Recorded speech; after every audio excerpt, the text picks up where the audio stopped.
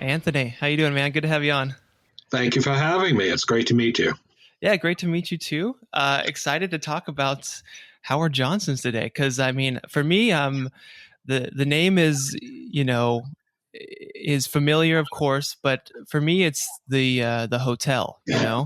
I think Exactly. Right. yeah, I kind of missed out on the restaurant. I never got to visit a Howard Johnson's or anything like that, but the name still is iconic. And I brought it up I was telling my family that I was going to talk to a Howard Johnson's historian here, and they're like, "Oh, Hojo's," they loved it. They right away it clicks with them. But I feel like I kind of missed that. But I'm so curious on the story of how this became so iconic.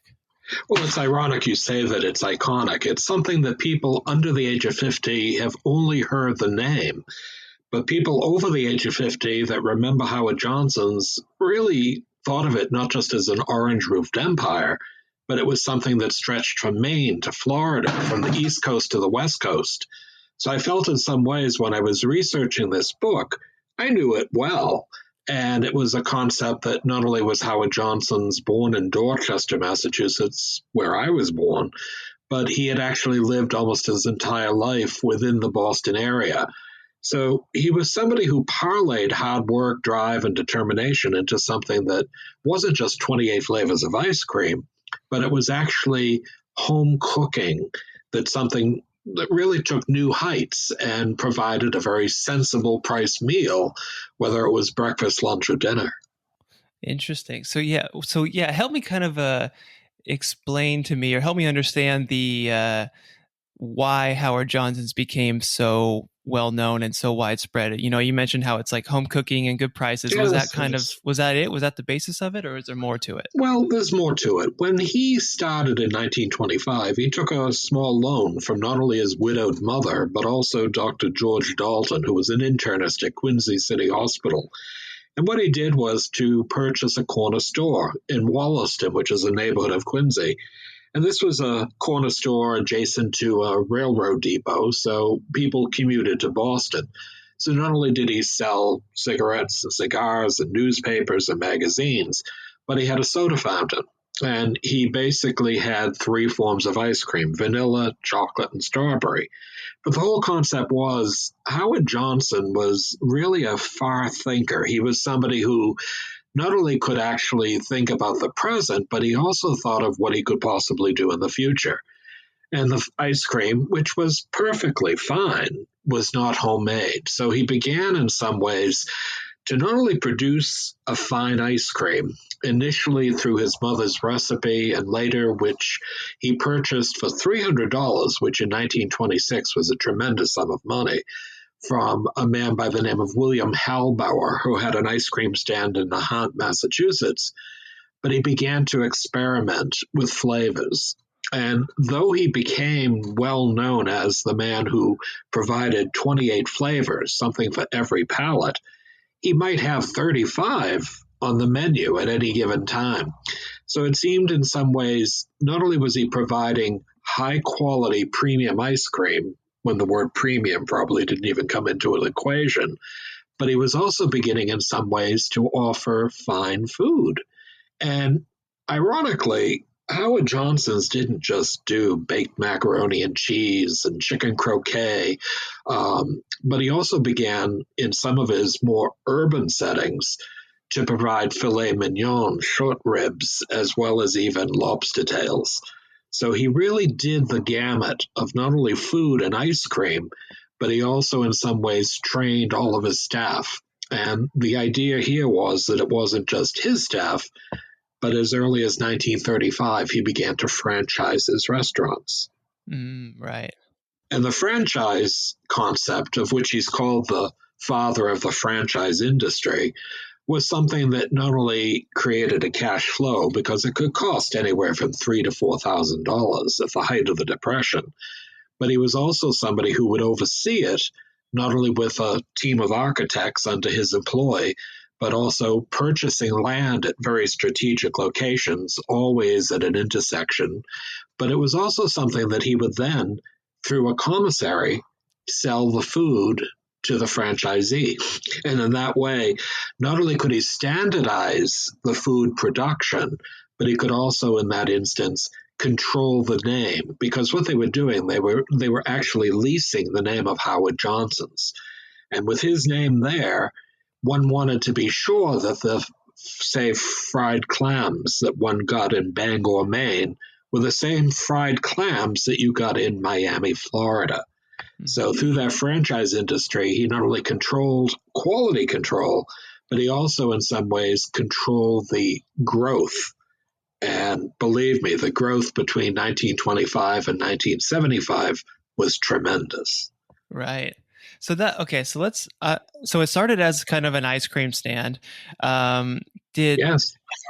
I mean, and so the kind of the thing that he started just selling kind of generic ice cream, I guess, but he wanted to improve on the quality and make that better. So he made it homemade. And so what is I've heard the term, homemade. It's kind of tossed around like a marketing term now, I feel like, and it's just, whatever. But what does that actually mean? Did it mean like he was making the ice cream in his store there? Yes. The funny thing was, when he did get the recipe from William Halbauer, he purchased French freezers. And these French freezers would be, in some ways, the latest contraption to actually make ice cream. Previous to that time, you'd have to crank an ice cream freezer. But in this instance, what he began to do was to look at it and begin not only to see the ice cream with various flavors, but also the texture of the ice cream. Now, many times we will get ice cream that has shards of ice in it, or it's a little bit grainy, and that's fine, but that's a lower quantity of cream. And in this instance, what Howard Johnson did was to take the idea that premium ice cream would have a standard of about 11 to 14% fat count. But what he decided to do is that if the ice cream that was being served was as good as Halbauer's, he raised it to 21% fat count. So not only was it the most rich and creamy ice cream, devoid of any ice shards, but it was also the best that was available on the market. And he sold them for a nickel a cone. But he didn't just do ice cream, he even had ice cream scoops that were designed specially for him. And they were conical, and they had a cut top so that the piece itself would actually, of ice cream, would not only be conically shaped, but there'd be a neck, and it was double the size of anyone else's ice cream cone. So at a nickel a cone, at the height of the summer, 28 different flavors, he was selling thousands of ice cream cones on a daily basis. And throughout the 1920s and 1930s, it wasn't just at his corner store in Wollaston, a part of Quincy, Massachusetts, but he was also renting stands at Nantasket Beach, at Wollaston Beach, and we saw even one at Revere Beach. So at a nickel a cone, he was in some ways amassing a fortune. And it was also something that word of mouth, people began to realize that Howard Johnson's ice cream was not just delicious, but there was really a palate flavor for everyone. And I think it was something that just took off with alacrity. Yeah. Oh, it's so cool. He made great ice cream. He made a bunch of flavors. It was a good value. You got a lot of it and for a good price. And then, so he started with these corner stores. Where did he decide? Was it called Howard Johnson's at that time? Or when did he decide to just name his restaurant his own full name? It was in 1925 when he started. And the funny thing was, it was on every single store. So whether it was a sign, such as a hand-painted sign that was actually on his store in Wollaston, or in later life, it would actually be on these neon signs, usually 25 feet in height, that had Simple Simon on the Pieman at the very top, which was the logo since 1935. It could actually be illuminated in the evening, but during the day, how could you miss it with an orange roof and turquoise blue shutters? So Howard Johnson was somebody who must have had a knack for business, because he was probably one of the greatest marketeers of the 1920s and 30s, not only to get his name out there, but he was also beginning to create a sense that people wondered who was Howard Johnson. And it was even the fact that people that wrote for such magazines as Fortune magazine would do an article on him in 1939, and it started, "Who is Howard Johnson?" Everyone knew the sign because it began to have not just restaurants, but ice cream stands up and down the eastern seacoast. But people began to wonder in some ways, was there a man behind this or was it simply a name? And people began to realize in some ways that this man, and he even said this in his short autobiography, that he worked 18 hours a day, 7 days a week. So one began to realize in some ways that this was a man, maybe he was driven, but he was also somebody who had seen failure. His father had failed in a cigar business, and in 1921 went into debt to the tune of $30,000. Howard Johnson had left school in the 8th grade to actually assist his father, and of course would actually become a soldier during World War I. But upon his return, he himself actually assisted his father until the father died and was able to repay the father's debt by the period of 1929. So I think sometimes it wasn't just Howard Johnson. Who was this man? But it was Howard Johnson, a man who was honorable to honor his father's debt, but also to grow a business with a widowed mother and 2 unmarried sisters living at home. And he was able in some ways to become a great success. So I think many people realize the name is more than just the restaurant. It truly is a man who is probably one of the greatest success stories in the food industry of 20th century America. Yeah, for sure. I think everyone can agree with that. And so how does, because it seems, I think you mentioned too, it's his first ice cream stand was kind of by a train station. So does he kind of grasp the idea quickly that he wants to provide products or meals or lodging eventually even to travelers, to people on trains or on a road trip or something? Well, eventually that did happen, but at the place in Wollaston, he was somebody who actually had not just ice cream and ice cream sundaes and fraps. He also served sandwiches, but eventually there was a little area where people could sit down. Maybe the train wasn't for a half hour or an hour. But by the period of the 1930s, Howard Johnson was somebody who was catering to the traveling public. During that period of time, the United States was building many toll roads throughout the United States. So when we think of the Massachusetts Turnpike, the New Jersey Turnpike, the New York Thruway, the Pennsylvania Turnpike, these were places that would usually have a gasoline station and a comfort station, but it also tried to solicit people to bid to have a restaurant. So Howard Johnson won the concession on all of these roads. And you had to realize the ascendancy of the automobile was a big deal in the 1930s and 40s. It was in that period that now middle class America could not only afford an automobile, but now they could travel, whether it was simply to visit family or to take a vacation.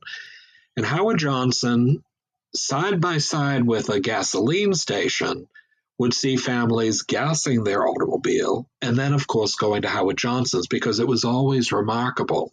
Clean facilities, but it was also the same food that they may have had in Wollaston. So whether one was in Ohio or New Jersey or New York or Pennsylvania, what he was doing was standardizing not just his food, but it was also the fact that he was becoming a reliable purveyor of not just food, but comfort. And I think people, whether it was seniors or adults or young adults or children, all had something that they enjoyed at Howard Johnson's, and it seemed to be the same every time they went back. Yeah, that's something that I'll experience when we travel. I want to try the places and try the local food and everything. But sometimes I'm like, I just need like a Big Mac or something. I just want like something familiar, right? I know. So it's like, so was at the time, having Howard Johnson's be able to do this and kind of standardize everything where you knew that it was going to be comfortable and the food was going to be similar everywhere you went. Was that kind of revolutionary at the time? Or were other people doing that? Well, there were people doing similar things, but not to the extent of Howard Johnson. He did seem to be an innovator. And one of the things was he worked with a woman by the name of Virginia Church. She was a dietitian and she was living in Boston while her husband was attending the Harvard Medical School. During that time, she wanted a job and she was hired by Howard Johnson. Now, as a dietitian, what she did was to work with him to create very palatable, but also um, foods and entrees that were a little bit more nutritious, not just fat. I always wondered what she must have thought about the 21% butterfat count of the ice cream. But she would create menus, and some of them, as you say, were quite unusual. I mean, her shrimp curry and her chicken curry was something that we don't really think of our grandparents enjoying a curry with rice, but it was something that was known in the 19th century in Boston, especially with our connection to the China trade and, of course, with trade with India. Curry was something that was not only spicy and pungent, it was exotic. And though we think maybe of a Big Mac as being something that's a comfort food, so too wasn't curry. So they were producing things such as macaroni and cheese. Well, what Boston family would have eaten macaroni before 1900? Only of Italian descent. During this period, combining it with cheddar cheese, it became a mainstay. So he was also offering the public something that was not just delicious, it was quite hearty, but he was also offering businessmen's lunches and businessmen's dinners. So the traveling public also included salespeople. And in that instance, for 50 cents, one could usually have either a cup of soup or a small glass of juice, an entree, and coffee and dessert, which was revolutionary for 50 cents. But in a lot of ways, what he was doing was offering to the public good food at good prices. He always said it was sensible, but it's a C as a cent sign, sensible prices. And what he was really trying to do was to cater to the middle class America. And it's well known that even wealthy Americans, as well as working Americans, all patronized Howard Johnson's. So it was something that whether one was traveling or staying in a certain city or town, there seemed to be a Howard Johnson's at every corner on every road. So was his ability to expand like that, where there's so many Howard Johnsons, was that because of his basically because of the franchising and his, inventiveness in doing that? Yes, very much so. Creating a franchise was something that not only produced a ready cash flow, but it was also the fact that once the franchise had been legally accepted, they then had to purchase all of their food and ice cream from Howard Johnson's commissaries. Now, one of the things is he lived in the town of Milton, Massachusetts. We lived right around the corner from where his house was. It was a lovely house on Brush Hill Road, 14 acres. It was very simple, a 8-bedroomed house, 4-car garage, tennis courts, things of that sort. But what he did was really to buy it as a business expense. His children boarded at school, and we used the house for entertaining. And according to the story was, he would set up a marquee on the 1st of May every year. And the marquee could actually be so large that 400 people could be entertained. And what he did was to invite prospective franchisees along with their husbands or wives, and they would arrive. And of course, this was a very rural area, very wealthy rural area. People would park on the road and walk to the house, and there they were greeted by Howard Johnson to bring them into the marquee where there would be bars at each of the 4 corners. Open bar, and he called them his Frankfurter roasts. And he would serve not hot dogs, but his specially made Frankfurters on a grilled toasted bun that was something that was provided through his commissary. You could drink as much, or you could eat as much Frankfurters as you wanted. And the idea was that many people did purchase them. I would say that on every aspect of these Frankfurter roasts, it would be at least 3 to 4 people that would actually sign contracts. And you're Wow. talking $3,000 to $4,000, which was just under the cost of a very nice middle class home. So a two-family house might be $3,000 to $4,000. A one family might be five, maybe $6,000. But at this time, he was getting people who wanted to invest because they knew how delicious the food was. They knew that the ice cream was premium, and they knew that people patronized these restaurants. Well, one of the things was in 1935, when he started the franchise, what he had was one of his closest friends speak with his father, and this family lived in Orleans on Cape Cod. And we realized in some ways that these people themselves, who had been fairly well to do, were hard hit by the Great Depression. But the idea here was that he wanted to start a restaurant. And if people know Cape Cod, Orleans has the junction of Route 6A and Route 28. And coming into Orleans, it's the first thing you see. So he actually leased the land. And what he did at that point was to place a restaurant as a franchise through this family. And in that instance, within 2 years, the man was actually grossing between $17,000 and $20,000 a year. So he paid off a debt of over $40,000, but he was able in 9 months to make a very good living for himself. So he was not just a dear friend of Howard Johnson, but he was also a man who bought a franchise. And these would be built throughout the Boston area. So among the earliest in the Boston area were Dorchester and Quincy and Dedham, Cambridge. And they had a loyal following because in some ways a family of not only a mother and a father and children could dine at a very reasonable price.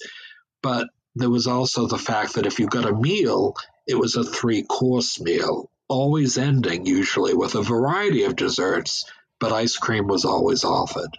Mm-hmm. So how was there something special, or how was he able to offer, such good quality food for such great prices? Buying in bulk. And not only did he buy in bulk, but what he did was he would hire many of the people to work in his commissaries. Now, these commissaries were huge. The initial one was in Wollaston, and then he later had one in Brockton, and then he also had one in New York, in Queens. And during that period of time, hundreds of people would work for him. So not only were they preparing things such as clam chowder, they were roasting turkeys, they were preparing hand-dipped chocolate bonbons. They were creating lollipops, all of which were sold at the cash register. But they were also, in some ways, creating all of the desserts that were then served. So he was well known for his coconut cake and pound cake and various things. But you had to realize the reason he had so many people doing this was simply for the fact that the franchise had to purchase from him. Even if Aunt Maud made the best chocolate fudge cake imaginable and everyone loved it, Aunt Maud's cake couldn't be served at the franchise. He had to have a standardization, and what he did was often to increase different types of foods that would actually be served. But you had to realize he had some pretty heavy hitters. Now, during the 1960s, Howard Johnson was a multimillionaire at this point, a man who had started off in debt.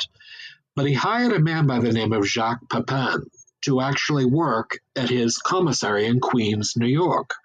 Now, Jacques Pepin is a very well-known French chef today. He even cooked with Julia Child, so let me touch his shoulder. He is a success. But what's happened is he worked for him for 10 years. And in that instance would make gallons and gallons of clam chowder. So one would think, if I'm making a regular clam chowder for 6 people, how do I multiply it for 100 in the same cauldron and get the same consistency as a creamy, rich clam chowder and do it in a success? But it was also said that Jacques Pepin, in his wonderful autobiography, would roast 100 turkeys daily. And he didn't just roast the turkeys, he boned them. So you had pieces of turkey that then would then be prepared and flash frozen. Because by the 1960s, Howard Johnson was not just preparing fresh food, now they were preparing food that was intended to be flash frozen. And what they were doing was an experimentation, because in the 1960s, it wasn't always a success. Not all foods could be properly frozen and remain consistent in its quality and texture once it was defrosted. But in that instance, he was doing not only Yeoman's work, but Jacques Pepin worked with him side by side, along with many others, that would actually begin to produce this food that people really did enjoy. So the 1960s and early 1970s were a great innovation. But Howard Johnson's restaurants during that period of time were so well attended and so patronized that many people would realize every restaurant had at least 100 parking spaces. So one could walk, of course, if it was within walking distance. But with the ascendancy of the automobile after World War II, which meant that most families had one automobile, it was something that truly did cater to not just the local public, but the traveling public. Yeah. So Anthony, can you just take me back in time and help me picture let's say I'm on a road trip traveling down the highway, and what am I going to see? Am I going to see some billboards, some signs for Howard Johnson's? What's the restaurant going to look like? What's my experience like inside? Just can you take me through that? Well, it's ironic you say about billboards. Howard Johnson's marketing budget must have been in the millions, because it seemed like on every major road, as I mentioned earlier, with these turnpike roads, there'd be a sign and it would say Howard Johnson's 6 miles. So today, when we're looking on the highway and we see service station 22 miles away, do we need to stop? That's the first thing I say in our automobile. But the idea was, why not stop? Even if one only had a half a tank of gas, let's stop and get gas and maybe ice cream. Or if we're hungry, why don't we stop and have dinner? During this period of time, not just do these billboards patronize in some ways the American public, I really do feel many people looked at it as something that, well, it's always around. You see these advertisements. Is it really that good?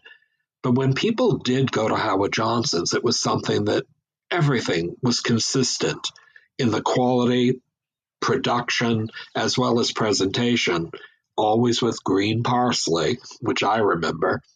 And many people looked at it as something that, yes, it may have been patronizing, but he won over people consistently. And during that period, many people realized that once they had arrived, they may gas up, they may actually use the facilities, but then they could actually have something that was enjoyment. As early as the 1950s, though, Howard Johnson began to realize that his restaurants had become a mainstay in the United States. Everyone knew them, everyone used them. And the idea was many people who were traveling didn't necessarily have consistently good hotels or motels to stay in. Mm-hmm. And in 1952, because many Bostonians were snowbirds, they would drive to Florida, he decided to open the first motel adjacent to his restaurant in Savannah, Georgia. Now, Savannah is a very warm climate. So in 1952, when he created his motel, not only did it have an orange roof, but it also had telephone service and a pool. And many people said, my God, this is incredible. By the period of 1960, he had over 750 motels. And the motels were adjacent to his restaurant. So if one is traveling 10, 12 hours to get to a point and you have to stop, what better place to stop than Howard Johnson's, where not only you could have a dinner that was something that you probably craved, whether it was fried clams, maybe a lobster tail, or maybe it was macaroni and cheese. But now you were going to stay in a hotel or motel that was now just as standardized as this restaurant. So the rooms were all decorated the same. The quality of the sheets were the same. Everyone had a telephone that connected to an operator at the motel. There was a pool. And by the late 1960s, they were air conditioned. So what he was really doing was to create an empire. This orange roofed empire, as I said, stretched from coast to coast. And it was something that offered, for the American middle class, something that was not only stable and didn't really change from one city to another, but it was also something that was reasonably priced and something that they could actually identify with. And the children, just with the word Howard Johnson, maybe they were like me, as a child, I would say yes. And I hate to say it, all I ever had was an ice cream of vanilla ice cream with Jimmy's. I never changed. Man, well, it just, I love that story. It seems so, I mean, it seems kind of like a natural evolution where he has all these restaurants along the roadways. He realizes that, the accommodations, the hotels aren't the best. People need stuff. So let's start getting some hotels in there. But it makes me wonder, did Howard Johnson ever try other ventures like, a convenience store, gas station, or did he have other things that he experimented with that maybe weren't as successful as the hotel or the restaurant? No, it was primarily restaurants, and by 1952, the beginnings of the motel chain. And both of them were really quite successful. But, Howard Johnson was somebody who, as I said earlier, he worked 18 hours a day, 7 days a week, but that didn't really negate the fact that he lived quite well.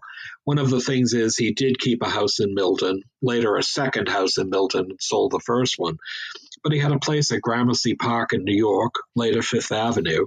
He had a place in Edgartown, and he had a yacht.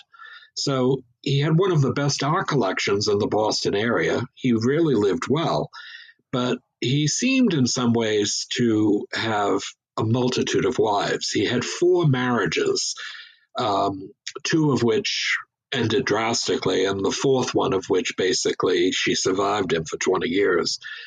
He was somebody in some ways that must have been driven, and I think in some ways there's no gray matter here. He was either black or white. Either you liked him or you disliked him.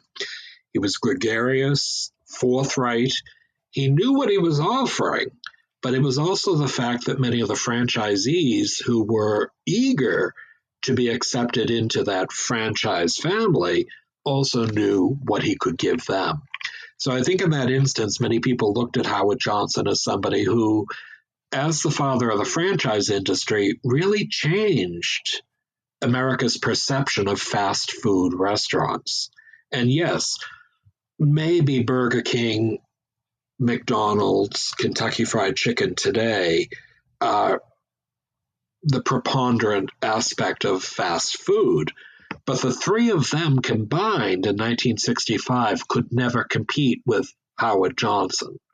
So I think in that instance, fast food was something that everyone seemed to think quick, easy, filling, a little bit tasty. But here you were with Howard Johnson's, and it was something that one really dined, and it was something that was quite good. So many of the foods which I mentioned in my book, actually I have recipes and things of that sort. Many people begin to realize in some ways that the food is something that, we still get today. Chicken pot pie and things like chicken curry, as I mentioned earlier. But he also did things like chicken liver embroche, and he also did chicken croquettes. A lot of things that appealed to the public that were very good. But I think in some ways his desserts were the things that were just incredible. He was known for his chocolate cake. He was known for his carrot cake. But his sour cream cake was something that was even more delicious than the coconut cake. It was a rich, creamy confection of not just sugar and cream and vanilla, but it was something that people actually looked forward to. So in a lot of ways, what Howard Johnson was doing was, yes, providing food to hungry Americans, but he was also using the marketing tools that he had created in the 1920s and 1930s by the 1950s in magazine articles. Magazines such as Look and Life and a variety of others would have full page color advertisements. And these were things that would actually do things that would actually show a clamboree.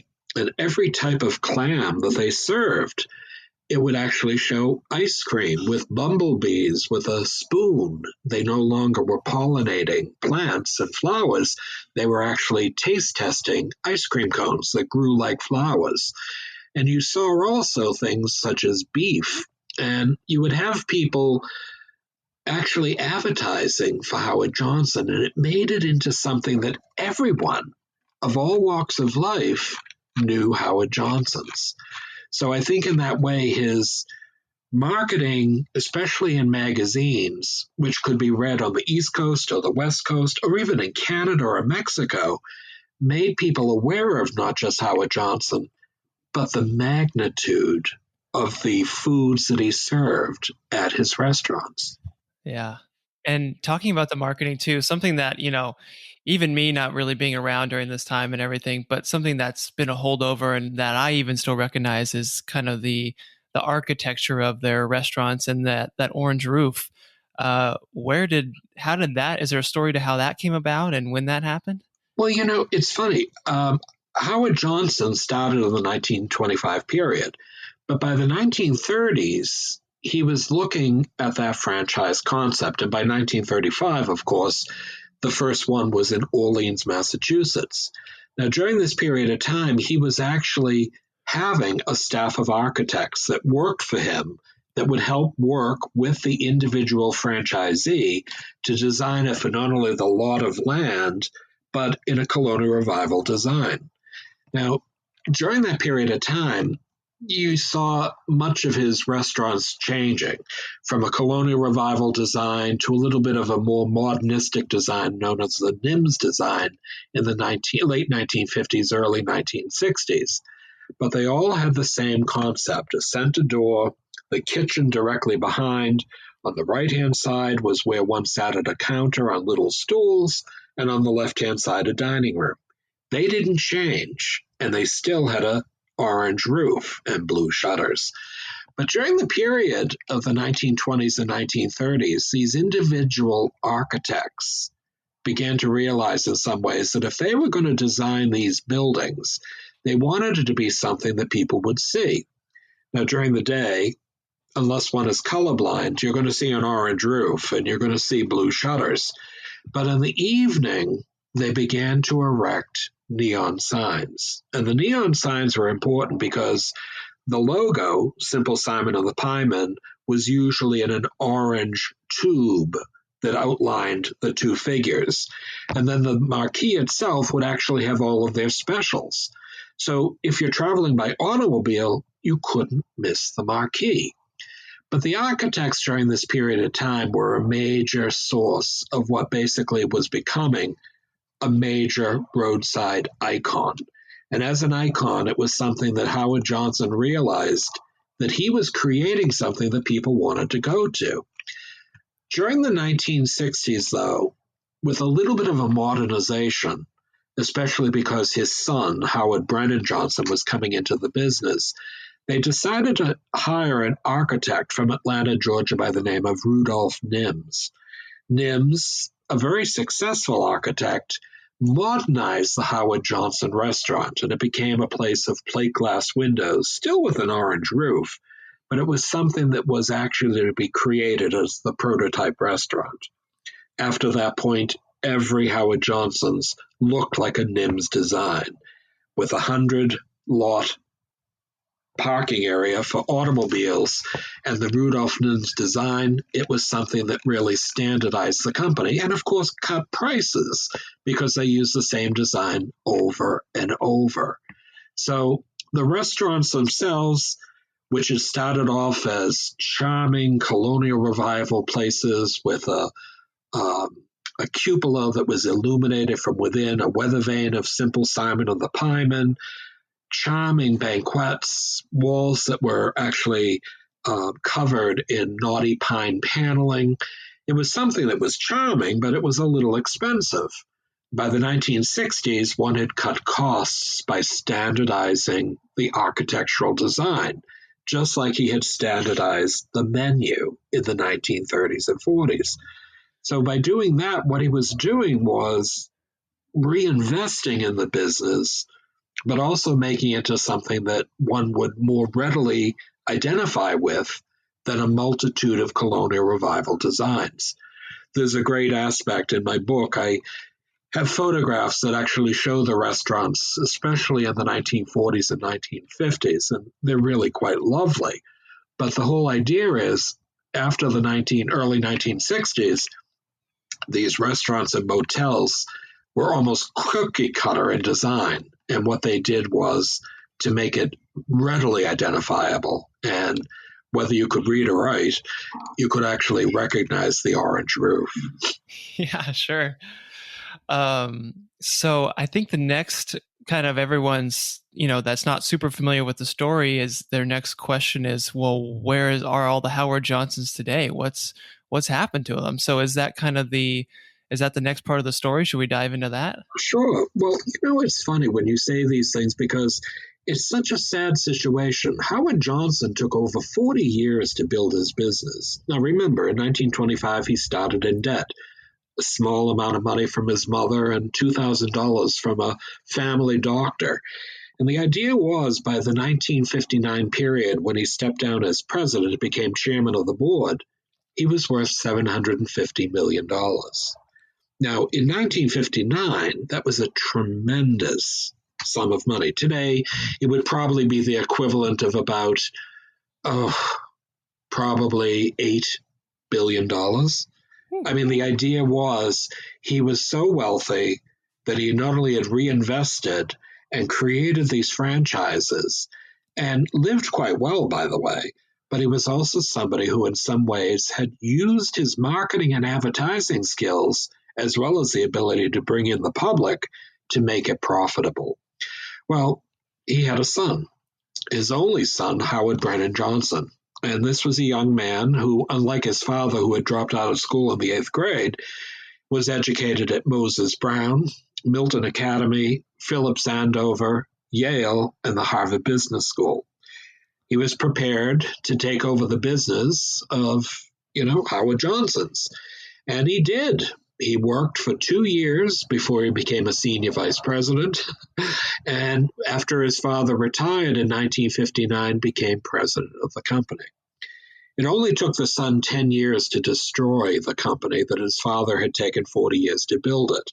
Oh. And with his business acumen and his business background, one would have thought he would have parlayed all of that into something that could have been adapted to the 1960s and 1970s America. And what he did was he did start a new restaurant called the Ground Round, and the Ground Round survived right up until the time of the 1990s. He also bought out the Red Coach Grills, which actually used a red roof and a stagecoach as their motif. But rather than compete against them, he bought them out. And he also bought a place called Mug and Muffin, which was a well-known coffee shop throughout the Boston area. Each of these former competitors had been bought out with cash. So now the cash was not being reinvested in the business. And to cut costs, he began to actually lessen the production of food. And in some ways, the food suffered.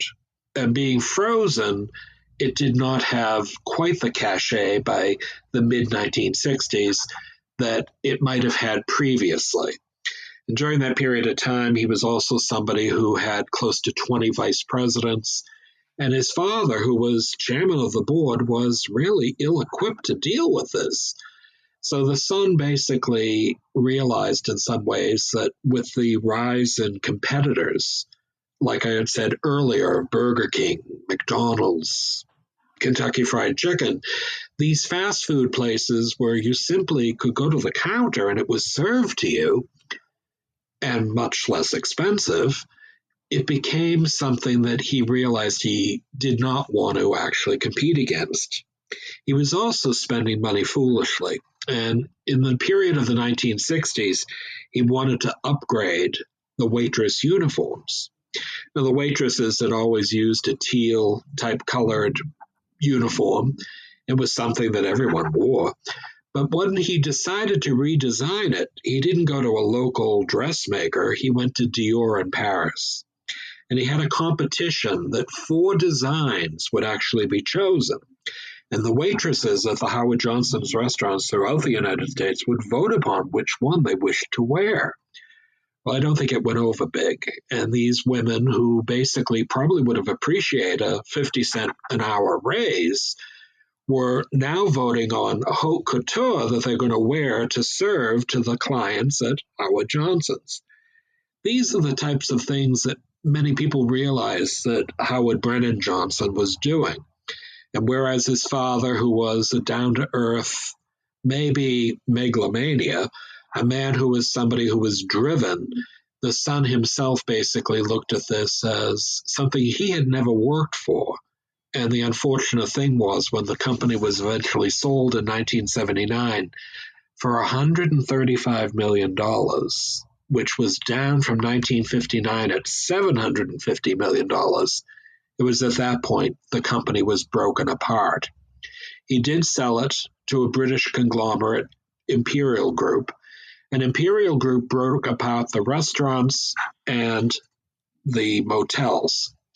Now, the thing about the restaurants was a third of them were owned by the Johnson family outright. The other 2/3 were legal franchises.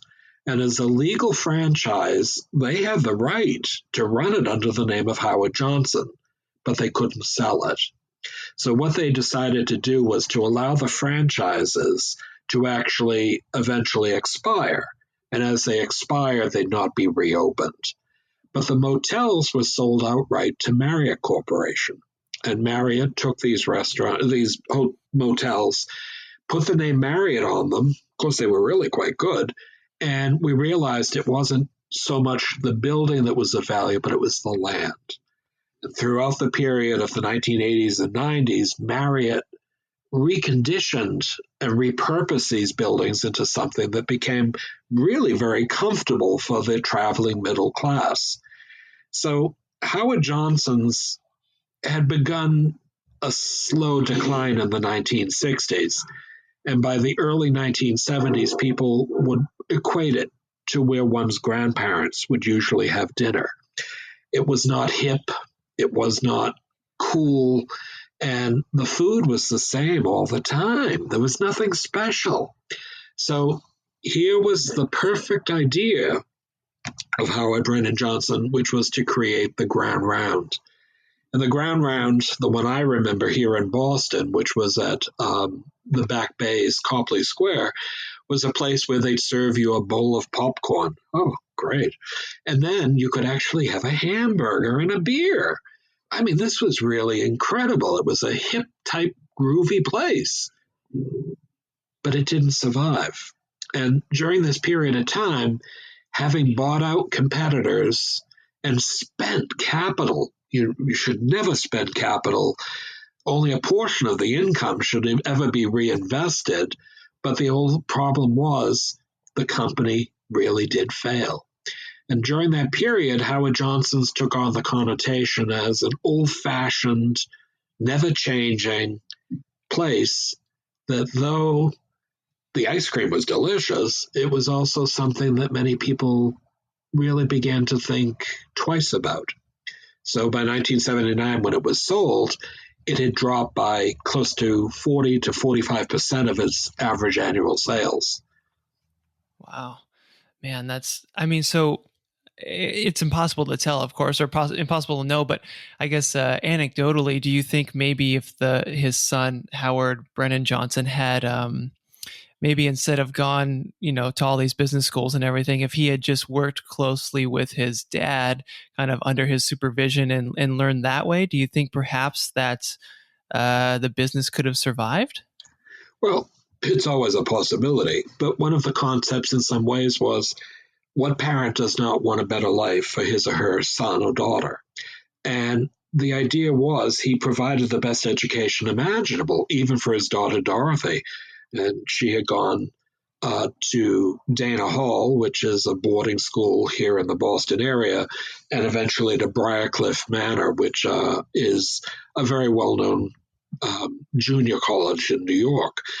But in some ways, what he was doing was giving love through education.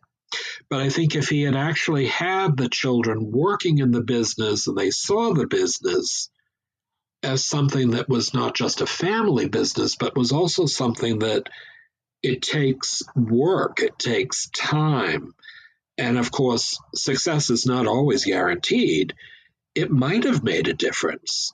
But if my son, and I could afford it, which I cannot, had gone to these various schools, it would be something in some ways that I would assume he would be able to not only continue my vision, but he would continue that vision and grow upon it.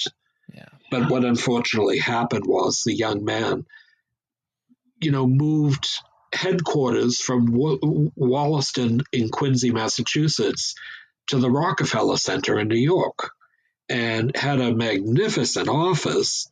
But you had to realize that his father had a small office in Quincy. And there he basically ran this empire. But now his son was spending huge amounts of money renting probably the most sophisticated office space that had been recently developed in the 1960s by the Rockefeller family. And this was what had happened. He spent money indiscriminately. The waitress's uniform situation is a great example, but he was somebody in some ways that, had a totally different interpretation of the business than his father did. And I think that was really the major reason the company was no longer successful. Mm-hmm. Man, what a story. I feel like this should be made into a movie by now. It's it's It wouldn't be crazy. far-fetched. I think in a lot of ways you'd see two men, both related, who basically had different visions. And it is something in a lot of ways that's not unique to Howard Johnson's, but it is something in some ways that maybe, as you suggest, if it would have been different, could have survived to this very day. And there are restaurants that have survived, but I think one has to realize that in some ways, food, ice cream, they're incredible, but it's also something you have to look at the public and what the public wants, and how you adapt to that is possibly the fodder for your success. Mm-hmm. Did when I was kind of doing research for this and looking up some stuff, I saw that some headlines saying that there's one Howard Johnson's left somewhere in New York. Do you know if that's right? Well, it was in Lake George, New York. It did close a couple of years ago. The only one now is in Bangor, Maine. Oh. And again, it's a franchise. It's still surviving. But the idea is, I don't think they have 28 flavors. I've not had dinner there, but I think they offer something like 13 or 14 flavors, which is more than enough for me. But Sure. In some ways, over the last decade or so, it's gone from maybe a dozen down to one. But you can't get the sense of what it represented 30 years ago. It was such an important feature that maybe it was taken for granted by the American public. The traveling public knew, the moment they got there, dinner was going to be great and it wasn't going to break the father's bank account. But it was also the fact in some ways, whether you were simply having something, a quick bite to eat before a baseball game or a basketball game, or maybe you were simply going out on a Friday night as your date night with your husband or your wife, everything was pretty good. And, they had a liquor license. and they did have specials on occasion. So I think it was something that was a standby, a reliable standby, and people did love it. The unfortunate thing was it really did in the 1960s decline. So when you had other restaurants actually vying for competition, and you can actually include places like Friendly's restaurants, you began to see in some ways it was of the same ilk. They were still serving the same types of food, but on a little bit of a different basis. And Howard Johnson's, as I said, rather than compete against the Red Coach Grill and rather than compete against Mug and Muffin, bought them out. And here was the Ground Round, which was supposed to be their foray into the hip culture of the late 1960s. It really didn't prove a success. Yeah. Man, well, Anthony, this was great. Thanks for sharing the whole story. I love it so much. How about let's tell people about your book, where they can Great. get your book, anything else about you that you want to share and send people to. Tell us. Well, thank you. Well, for many years, I've had a financial career, and I've also taught at both the Boston University Metropolitan College and the Urban College of Boston. I strive to make local history interesting and fun, and I've done over 80 books over the last 25 years.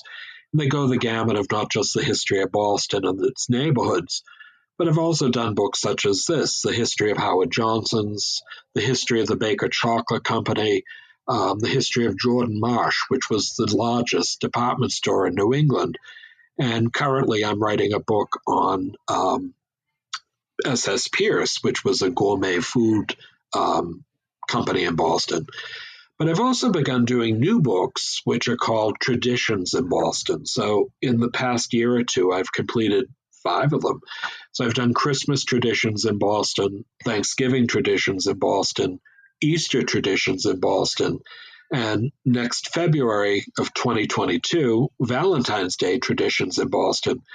I just started Halloween traditions this week, so I'm a little bit spooky, but great pictures. But I think in a lot of ways, history is something that I always tell people should be fun, whether it's a student or something that I'm lecturing to. Great pictures, a good story, enough that tantalizes the public, because I realize that 75% of the general public is really not interested in history. And what you have to do is make it interesting and appealing to the person who is reading it. So in my estimation, maybe I'm doing what Howard Johnson did in the 1920s and 1930s. He made a restaurant that appealed to people, not only for the food served and the ice cream, finding something for every palate of 28 flavors, but you make history into something that not only preserves it for the future, but also in this way creates a sense for those of us that do remember and those of us that have children like yourself and grandchildren, that they too will understand sometimes what we knew through our parents and grandparents. Mm-hmm. History is fun. I write it. Cool, man. Yeah, I love it. That's how I was able to get exposed to this story and learn the whole thing. So that's great. Do you have a website or anything like that where we should send people to? Well, go to Facebook. I don't have a website, but I go to Facebook. It's my name, Anthony Sammarco, and I have one major Facebook page called Lost Boston. It's got 20,000 people on it, and it is something that every day I post something about Boston history that is interesting but does not exist any longer. So in that instance, what I do is sometimes on Howard Johnson's, but it's also on all aspects of the city, whether it's ethnic, racial, religious, or architecture. Each one of them actually is treated equally in this on a daily basis. Very cool. I love that. Cool. Well, for people listening, I'll have links to that stuff for them to check out and click on and get to easily. And thank you. Yeah, thanks again, Anthony. This was great. Super fun. Appreciate it. Thank you. It's a pleasure meeting you. Thank you.